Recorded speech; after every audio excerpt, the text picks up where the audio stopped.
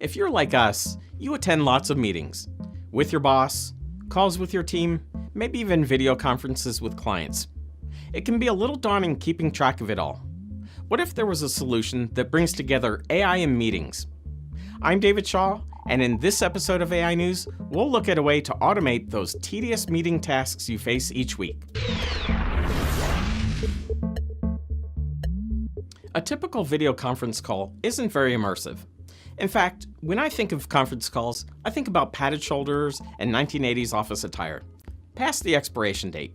Imagine a solution that could modernize record keeping by employing the latest AI-guided recognition technologies. Let me paint a picture for you. If you introduce an AI-powered bot with facial and speaker recognition tools, typical meeting activities like recording comments and generating minutes could be fully automated, capturing ideas and discussion topics. Intel senior staff researcher Jonathan Wang and Julio Zamora came up with something that is just like that. Combining their expertise, one in facial recognition and the other in voice and speech recognition, they developed a conference-oriented, multimodal system for re-identifying participants.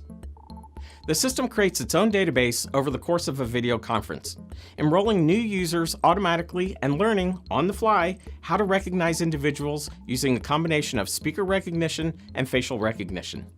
Jonathan and Julio took advantage of several Intel technologies: the Intel Movidius Vision Processing Unit, Intel RealSense technology, and the 8-microphone circular array included in the Intel Speech Enabling Developer Kit.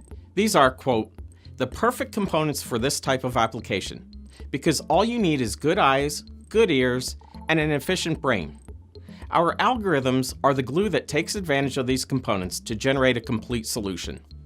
Check out this article and read all about this success story, including the technological milestones. Thanks for watching. Be sure to check out the links provided, and I'll see you next week.